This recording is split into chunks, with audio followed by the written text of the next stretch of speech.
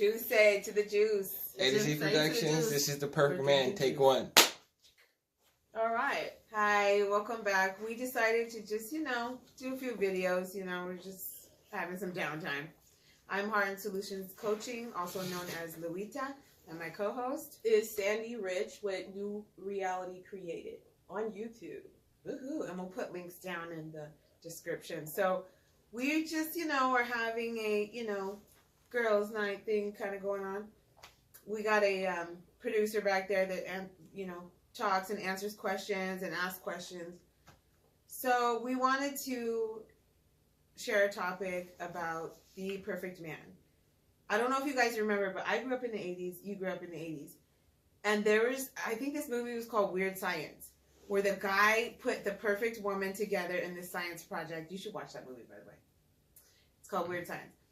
And this perfect teacher, babe, girl comes out of his science project that he creates.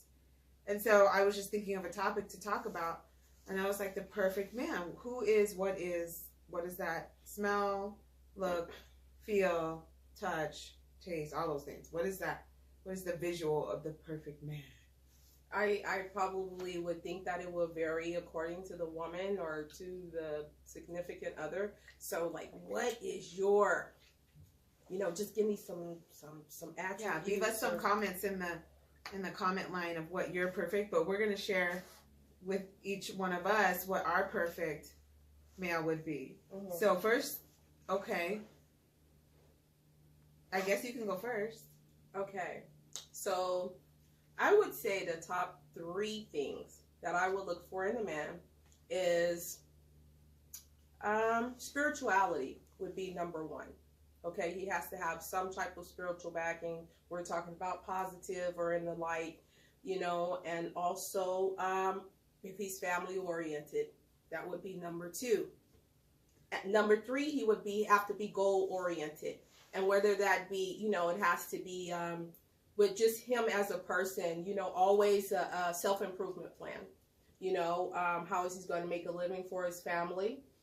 And maybe working out, because I need some help with that.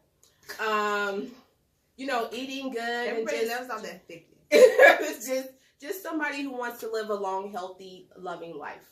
What about yourself? But that's not very descriptive. What I'm talking I'm about. going to go into more detail, okay. But that was the top 3. I didn't want to get all on the So exterior. The top 3 is you're saying mind, body, or you're saying mind, body, spirit kind of thing? Thank you. Okay. So, yes, that's all important, and those are details. But what I'm saying your dream.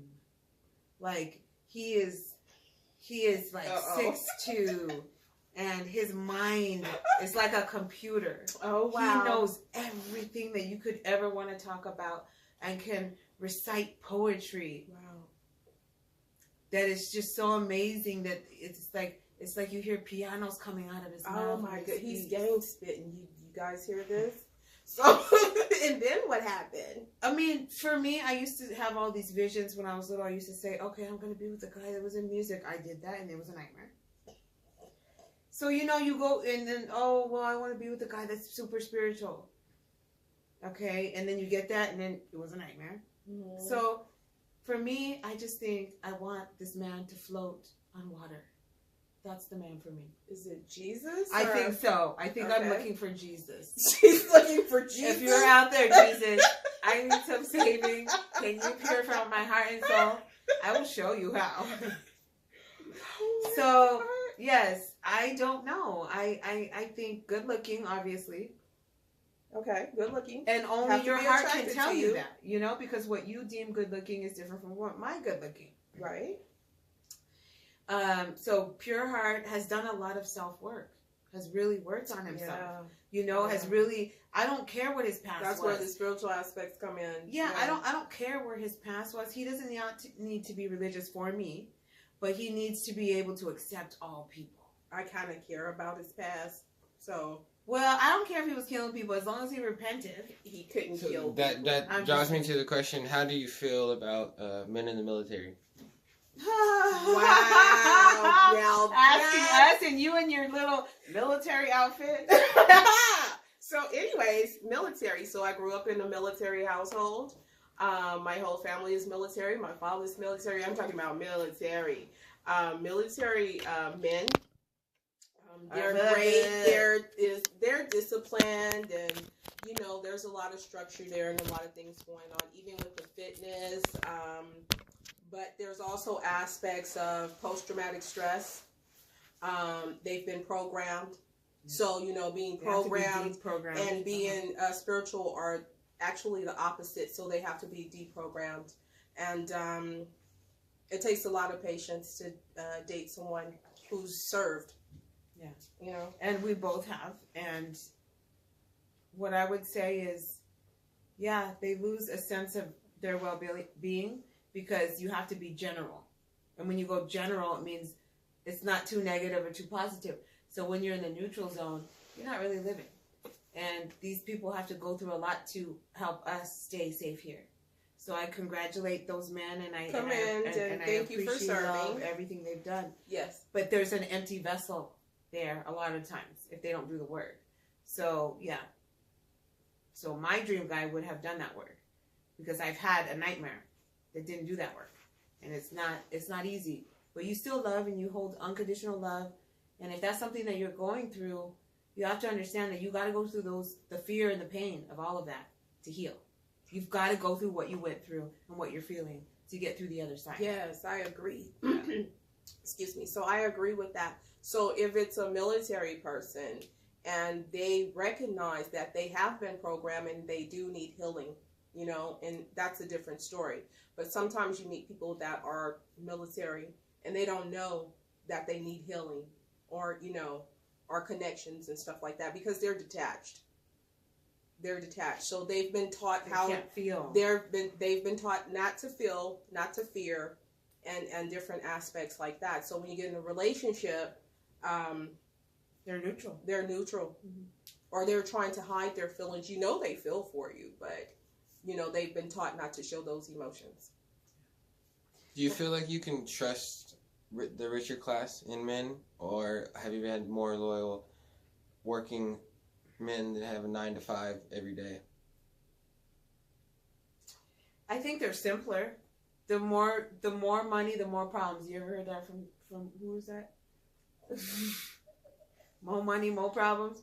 So I just think there's a man with more means has a set of issues, and a man with less means has a set of issues. But I think it comes down to just maturity or immaturity. I mean, that's all it is. Experience or, you know, inexperience. So everyone's different. I mean, I've met men with a lot of money and they act too. You know what I mean? It just depends. But usually the more money you have, you know, you have resources. You know? So going back to what I was saying, it's like the perfect guy would be balanced in all things. That's the perfect man. Well, I've dated both the man with the money and the man with the less money. So the man with the money, though, he has a lot of options and choices. He also is gone a lot. Yeah. So if you want to deal with the man with the money and the resources, he works a lot. Yeah. And that's how he gets the resources that he has.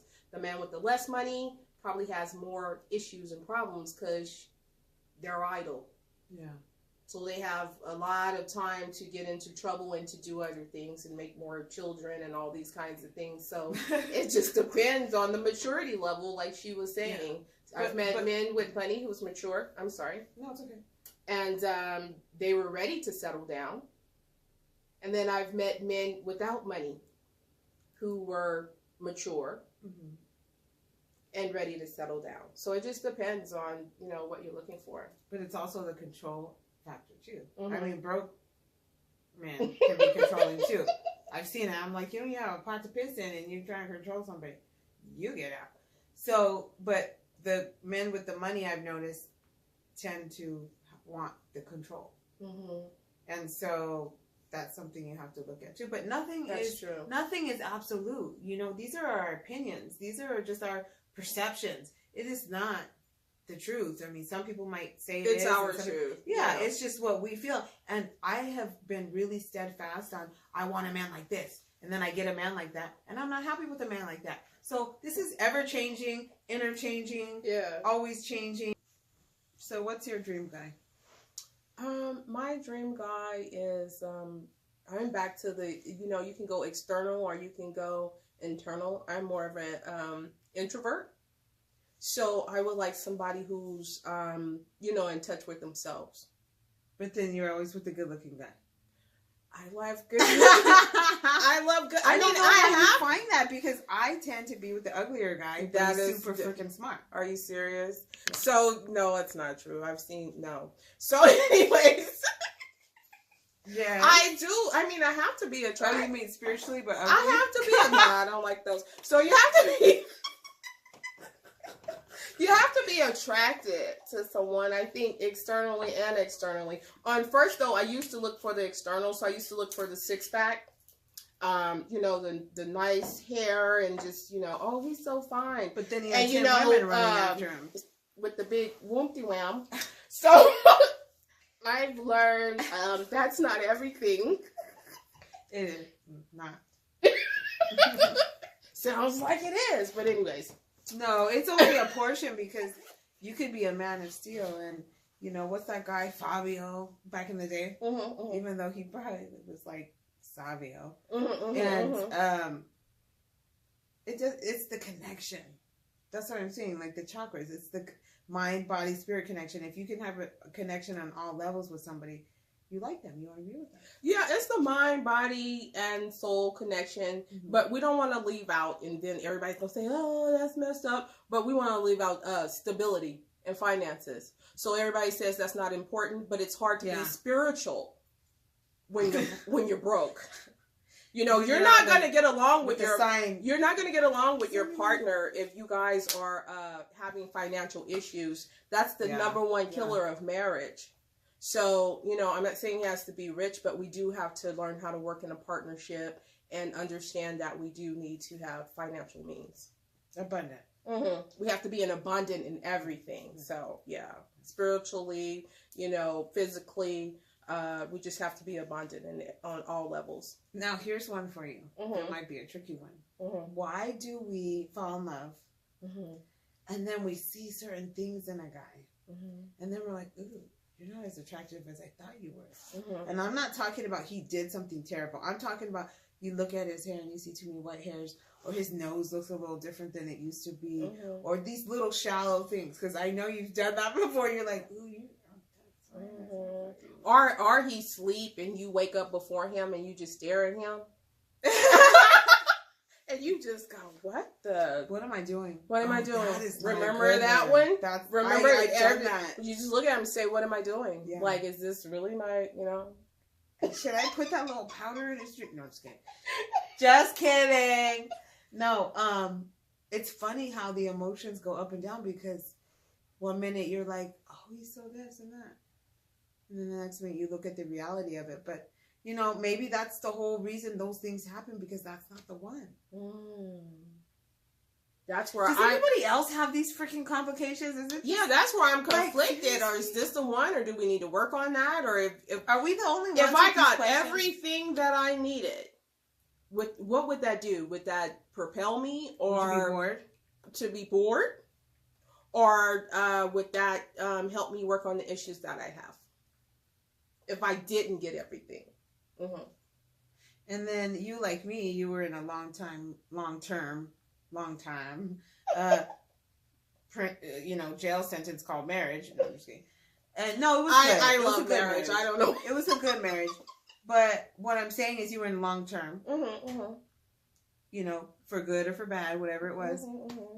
And, you have this vision of like, this is my forever person. And then that goes away. And then you start a new life. So it's just I could have easily gotten back on the horse and just married somebody and just stayed with them for the repetition. Right. But I wanted to find that person that you you breathe and they know what that means. You breathe the same breath. Ooh, that's a good book. You breathe, and they know what that means. Yeah, you breathe the same breath. Yeah. So I've always... Yes. Yeah, I had some crazy stuff like that when I was married. My husband used to rub his stomach like this. That meant he was hungry. So I would just get up and start cooking. I don't know if I want that anymore. So, But that's so connected. Is it? I think so. What do you think? Man of the hour. Noticing things that only Connection. expects you to notice. Connection. Yeah, I think that means a lot. Yeah. Because that's something he doesn't have to tell you. You can see it with your mind, you know? You're just connected on a soul level. yeah. Um, Yeah. Okay, now we getting way too deep in here. Okay, We're all thinking about that soul connection. I know you were thinking about it. Yeah. Have you ever? Okay, let's ask you a question. What's the age range that you would say the perfect man has to be in? There's no telling. I think I need Benjamin Button right now. I mean, I don't know. I didn't try everything. Give me a man that's old and let him regress, because emotionally, I love older men, but they're not attracted. I'm not attracted to them because I like the younger body, because I'm not the typical looking age group. Yeah. You know, so I have more energy than most men that. So I gravitate towards younger men. I'm not saying way younger, but younger, because I have a lot of energy and I do a lot of things. I move around a lot. Yes, fire. Yeah. And someone's got to keep up with me. So when you start getting like 40s, 50s and stuff like that, men aren't trying to keep up with you. You know, you gotta, you have a good job. You're able to provide. I'm saying as a woman, so I'm an alpha female. So, that's different than a beta female. So, it just depends. Yeah. Yeah. It's all different, but,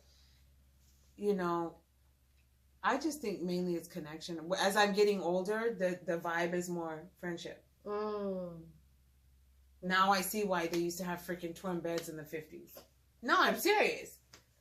I don't need someone to sleep in my bed. I need them to connect with me and to understand me. And like, I still want to feel like I'm the most beautiful person they've ever seen, which I probably know I'm not. But when you really latch onto someone, you care about them and you connect on all levels, like you were saying, that person is the most special to you, I actually think sleeping together is a big part of being together, and that is a part of the connection. Yeah. So if I have to sleep apart from you, well, then we're disconnected. Yeah. Well, obviously I'm single. So, I mean, I haven't found that one yet.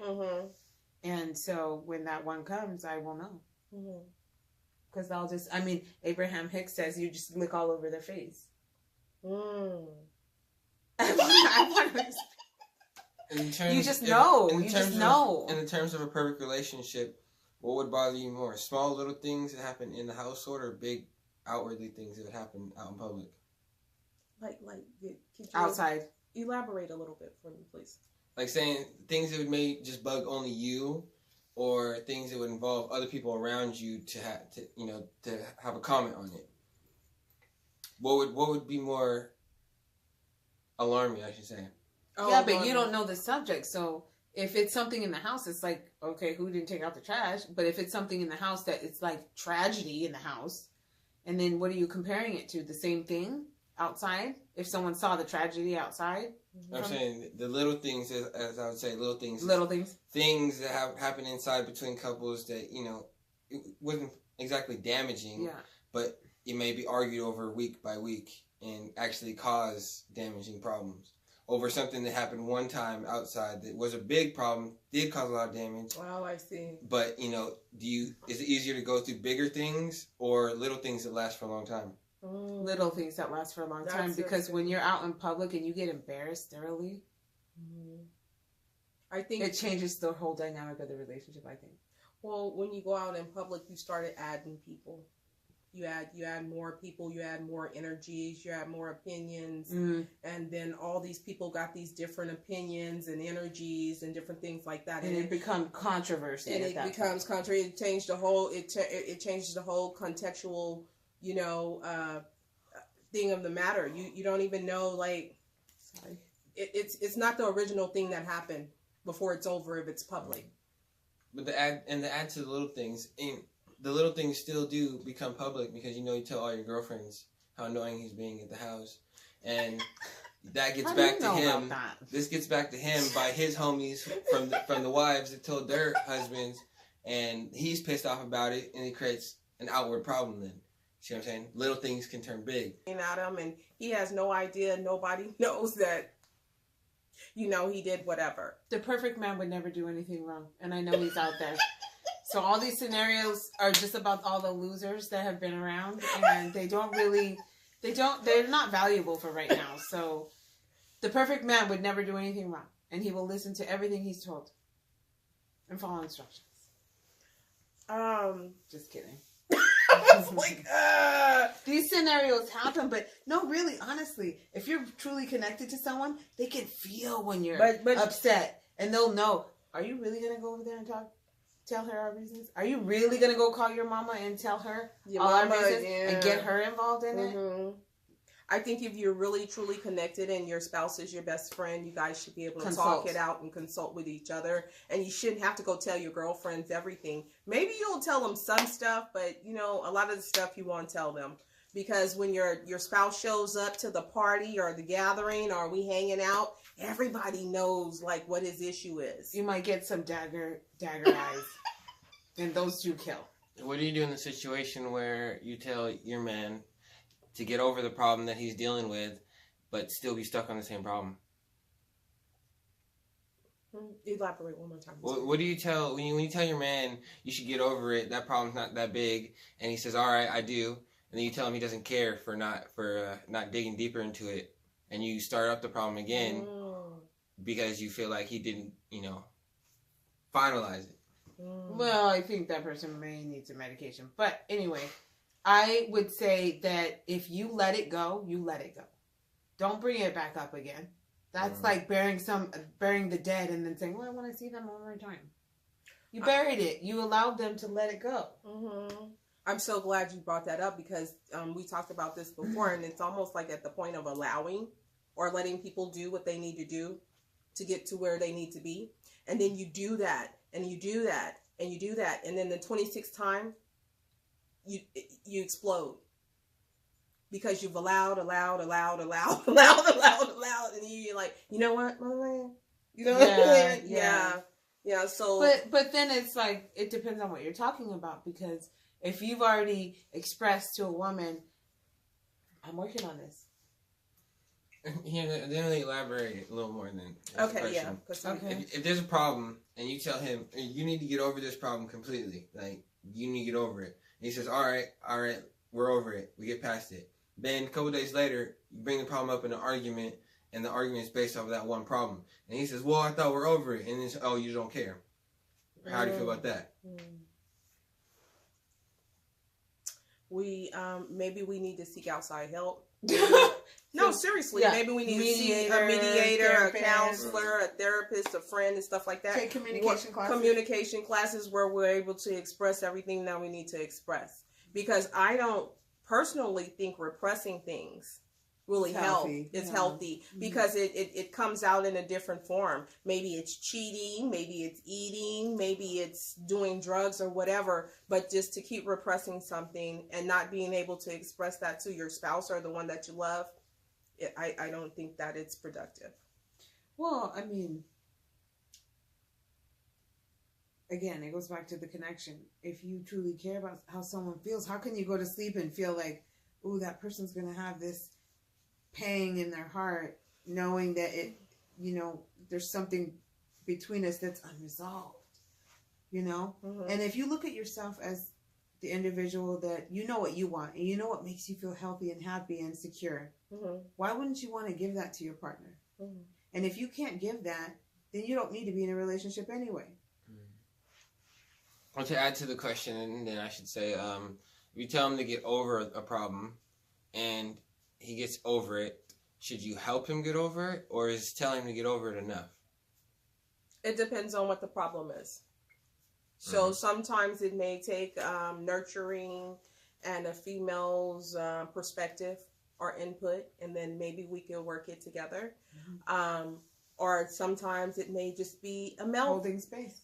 Yeah, a male thing, and maybe he needs to go outside, but it needs to have some resolution. We can't just say, get over it, and then that's it, and someone is having all these issues and things going on. Yeah. Well, that's not true, because you told me one time that this person should get over it Mm-hmm. because it was like a while ago. Mm-hmm. I mean, And it's something that I guess you could say you didn't want to hear brought up again to the point where you don't even want to talk about it. well, then that person, maybe we should have talked about it till the point where that person got outside help or something like that so that they can get resolved. I may not be the one who wants to hear it over and over and over and over and over again, but I You am pay someone to do that. I am open to pay someone to get that worked out for you. Yeah. Mhm. No, that makes sense. That makes Mhm. sense. But sometimes it gets a little repetitive when someone wants to be so repressed and so broken and so rude and so selfish in a relationship. Mm-hmm. You don't have the capacity to hold space anymore because that space Mm-hmm. is for you and your healing, not to transcend their healing because you're breaking down trying to fix them. You see, so there is a limit to that. But I do feel that if you have proper communication and you love one another and you are connected, there's nothing that you can't get through together. That's my opinion. Yeah, and if you have your true partner or your true soulmate, twin flame, whatever, that person should understand what your capacity is. You know, Twin flames are devils. No, I'm just kidding. let's not even start on that topic, 'cause that's a whole nother show. Yeah, so that person should understand your capacity and stuff like that. But if you're truly in a relationship, you should be able to work it out in some type of shape, form, fashion, magnitude. That's what I think. So can I ask you guys a question? Because I'm starting to get like, okay, I have a question.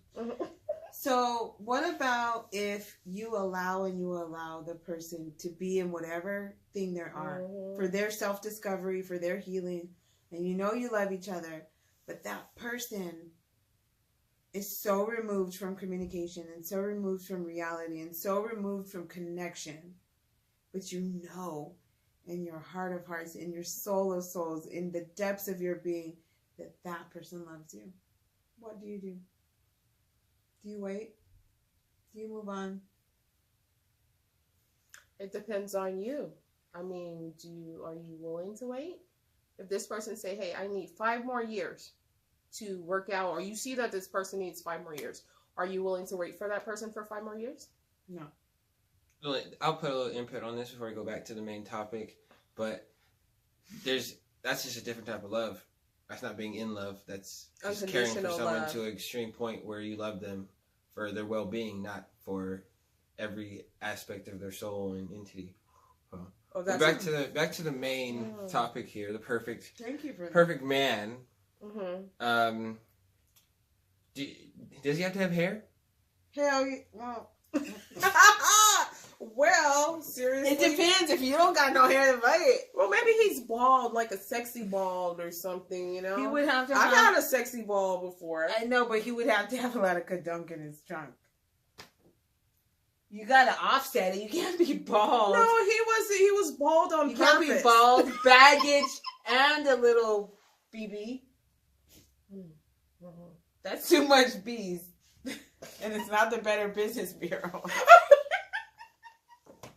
He's gotta have, I mean, balding is I mean, like she said, we both dated men that were balding, but they had something else, the it factor. So balding doesn't mean disaster. It actually means they have high levels of testosterone. Here's a better question to get back on the topic. If his physical appearance wasn't attractive, but his internal appearance was completely attractive, what decisions do you make? I've been with not so attractive men before because of the inner. I'm saying like completely repulsive, but he's the man for you. He's the man for Completely you. repulsive. He's the man for you spiritually and mentally, but you know, Damn it. Well, it's hard to look at him. Okay, well, I don't think anybody's that hard to look at. He's not the man for me if he's repulsive. I don't care how spiritually, financially, soulfully sound. He's not the man for me because if he's repulsive, we gotta connect. We gotta have like this tantric What if he thing just going on has and dirty everything. feet? He needs to wash his feet. Last question. Does looks matter?